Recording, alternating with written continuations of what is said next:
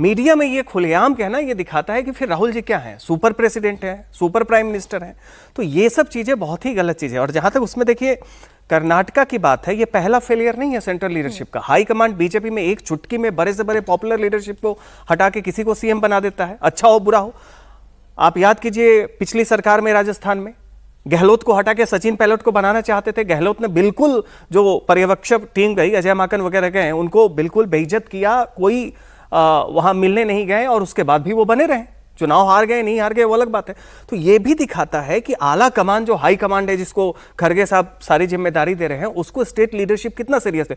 सिद्धारमैया को कायदे से 6 महीने पहले हट जाना चाहिए था, यह करार था, लेकिन वो नहीं हटे। वो कितना सीरियसली लेंगे? मान लीजिए सेंट्रल लीडरशिप ने कहा कि नहीं साहब, नई लीडरशिप चाहिए, 28 का चुनाव आने वाला है, आप इनको बनने दे। सवाल यह है कि कितना उसका वजन होगा। आज देखते हैं ना, आज अगर फैसला नहीं हुआ तो फिर कब फैसला होगा। लेकिन जिस मैंने दलित प्रेम की बात की, उससे थोड़ा सा और हम विस्तार देते हैं। उत्तर प्रदेश और पंजाब चुनाव से पहले राहुल गांधी का दलित प्रेम जागा है और राहुल गांधी लगातार दलित कार्ड खेल रहे हैं। अब उन्होंने अपनी पार्टी कांग्रेस को ही कटघरे में खड़ा कर दिया। राहुल गांधी कह रहे हैं कि 80 से 90 के दशक में कांग्रेस ने दलितों की उपेक्षा की, इसलिए बीएसपी जैसी क्षेत्रीय पार्टियों का उदय हुआ।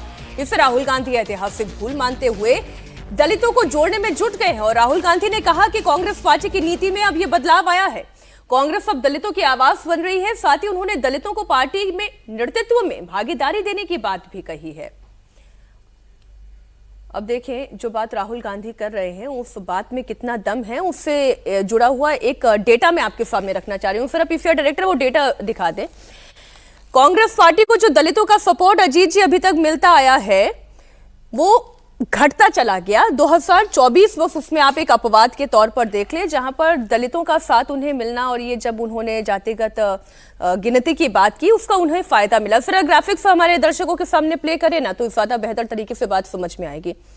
अपने आप पार्टी के राष्ट्रीय अध्यक्ष को ताकत नहीं दे पा रहे हैं और फिर आप ये कह रहे हैं कि आप दलितों की आवाज बुलंद करेंगे, कितना भरोसा होगा लोगों को? ठीक बात है। ये एकदम राहुल गांधी जो ये चीजें कह रहे हैं, इसके पहले भी उन्होंने कहा था, और एक ब्लंडर उन्होंने किया था जाकर के। उन्होंने कहा था कि अगर काशीराम कांग्रेस में होते तो वो मुख्यमंत्री मुझे बनते। माफ करिएगा, ये मैं जिस डेटा की बात करी थी वो आ गया है। 2009 में 30 सीटें थी, 14 में 12, 19 में घट के 6 और फिर 2024 में उसमें रिकवरी दिखाई दी और 20 सीटें जीतकर ये लेकर आए दलितों की। हम जहां तक बात कर रहे हैं, ये भी सिर्फ बातों की वजह से हुआ है। देखिए, कांग्रेस पार्टी एक्चुअल जो जिसको वॉक द टॉक कहते हैं, वो राहुल गांधी में कभी नहीं दिखता है।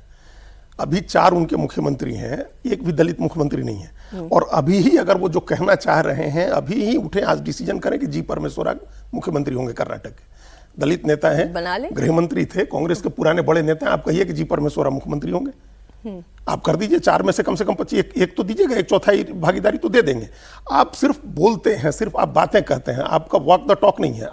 आपका कोई आधार नहीं है, जिस मतलब कोई ठोस ऐसी चीज नहीं है, कोई ऐसा कदम नहीं उठा रहे हैं जिससे लगे कि आपका कोई कमिटमेंट है।